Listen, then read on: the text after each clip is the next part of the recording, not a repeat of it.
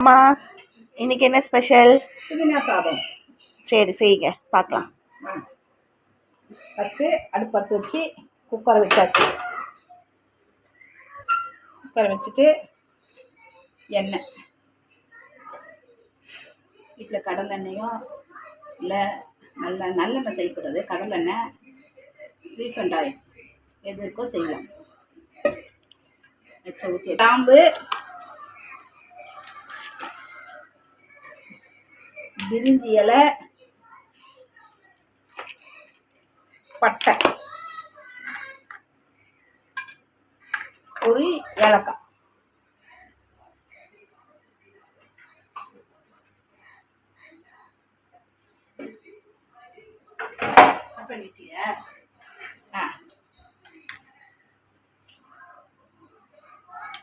ஏலக்காய் போட்டாச்சு.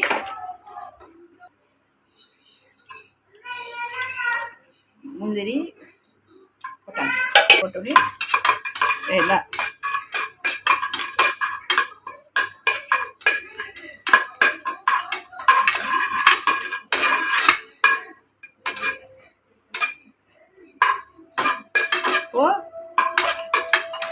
வெங்காயம் பொடிசாக நறுக்கின வெங்காயம் ஒரு 4 வெங்காயம் எடுத்து, பெரிய வெங்காயமே பொடிசாக கட் பண்ணி நல்லா கையிலேயே நல்லா பிசைஞ்சால் தூள் தூளாக வரும்.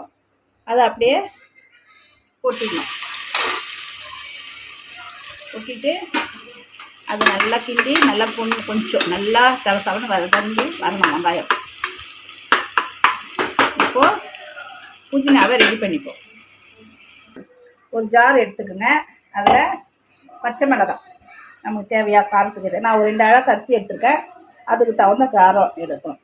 பச்சை மிளகாய் வந்து இப்போலாம் ரொம்ப காரம் கம்மியாக இருக்கனால ஒரு 10-15 மிளகாய் கூட போடலாம். உங்களுக்கு காரம் ரொம்ப வேணான்னா கம்மியாக போட்டுக்கோங்க, இல்லைன்னா ஒரு 15 மிளகாய் போட்டிங்கன்னா தான் காரம் உரைக்கும். அப்போ தான் டேஸ்ட் இருக்கும். வேறு எதுவும் நம்ம வேறு தூள் எதுவும் சேர்க்க போகிறது கிடையாது. இதுக்கு வாஷ் பண்ணிவிட்டு ஒரு ஓட்டிக்கலாம். புதினாவை கிள்ளி தண்ணியில் போட்டு வாஷ் பண்ணி நல்லா எடுத்து வச்சிடணும். தண்ணி இருக்க ஒரு கட்டு புதினா போட்டு அது கூடயே நல்லா அரைச்சிக்கணும். வெங்காயம் நல்லா பொண்ணு நேரமாக வதங்கிச்சா, இப்போது இந்த அரைச்சி வச்சுருந்தாங்க இதை எடுத்து புதினா பச்சை மிளகாய் வடையை ஊற்றிடணும். கொஞ்சம் நான் தண்ணி கொஞ்சம் அதிகமாகிடுச்சு, கட்டியாக வரைச்சோம்னா தண்ணியாகவும் இருக்கலாம்.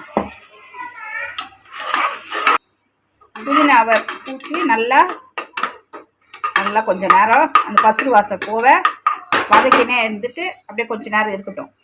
கொஞ்சம் அதுக்குள்ளே காஞ்ச பட்டாணியை காலையிலேயே ஊற வச்சுட்டா தான் நல்லாயிருக்கும். இப்போல்லாம் அந்த பச்சை பட்டாணின்றது நல்லா இல்லை, அது இந்த மாதிரி வாங்கி செஞ்சாலே நல்லாயிருக்கும் நமக்கு. அதனால் வாங்கி காஞ்சது கடையில் வாங்கி அதை காலையில் ஊற வச்சுட்டு நைட்டுக்கு யூஸ் பண்ணிக்கலாம். காலையில் வேணும், நைட்டு ஊற வச்சுட்டு காலையில் எடுத்து யூஸ் பண்ணிக்கலாம். ஆனால் கொஞ்ச நேரம் ஊறினா தான் அந்த பட்டாணியும் நல்லாயிருக்கும். உங்களுக்கு அதை விட இந்த டேஸ்ட்டும் நல்லாயிருக்கும் இந்த பட்டாணி. இப்போ இந்த பட்டாணியை கொட்டிட்டு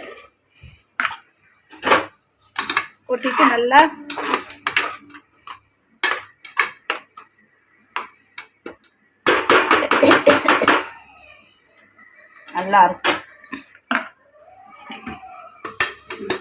நல்லா வதங்கிடுச்சுங்களா? இப்போது இஞ்சி பூண்டு விழுது போடணும்.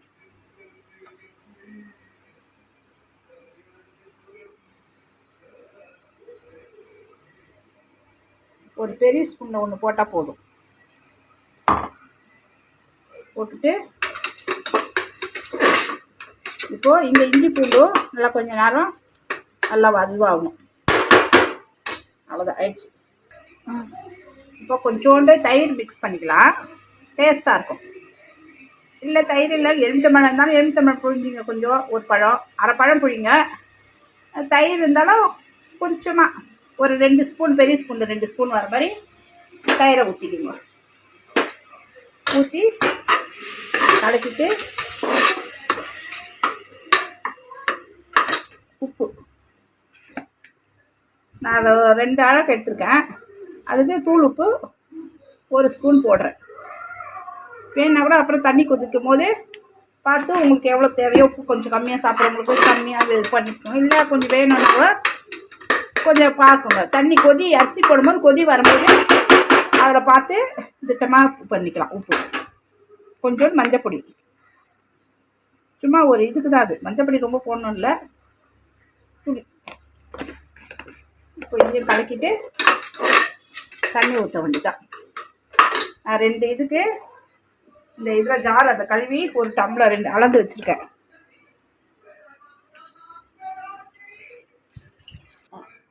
இப்போ 2 டம்ளருக்கு 4 டம்ளர் தண்ணி வைக்கணும்.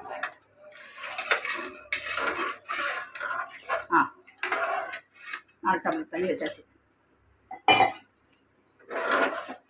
அவ்வளோதான். இது கொதிக்கிட்டோம். அதுக்குள்ள நம்ம அரிசி ஊற வச்சுருக்கிறத கழுவிட்டு வரலாம். பண்ணி இப்போ அது தண்ணி கொதிச்சு பாருங்கள். கொதிச்சிச்சா இப்போது நான் வந்து பிரியாணி அரிசி எடுக்கல, வீட்டில் சாப்பாட்டு அரிசியை தான் எடுத்துருக்கேன்.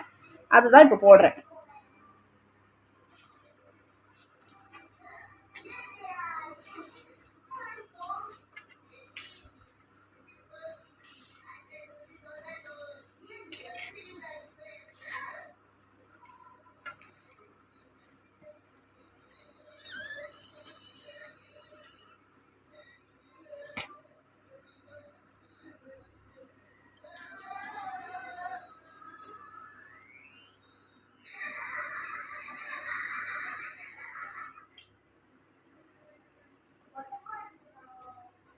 இதுக்கு வந்து தக்காளி சேர்க்கலை, தெரியுங்களா? பார்த்தீங்களா? தக்காளி சேர்க்க வேண்டாம், வெறும் வெங்காயம் உண்டி தான். தக்காளி எப்பவுமே சேர்க்காதீங்க, நல்லா இருக்காது.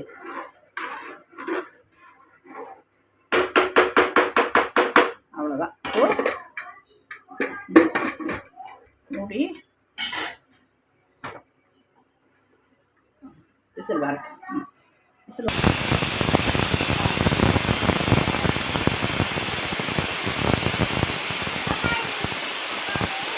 இப்போ விசில் வந்துடுச்சு. 10 நிமிஷம் ஸ்லோவாக சிம்மில் வச்சிடலாம். இப்போ 2 விசில் வந்துடுச்சு. விசில் வந்தோடனே இப்போது 5 நிமிஷம் டம் போட்டு விசிலை வச்சுட்டேன். எப்படி இருக்கு பாருங்கள்.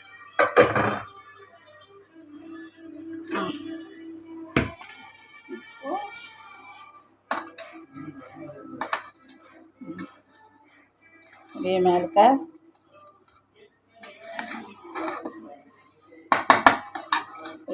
பழம் இருக்கிறேன்.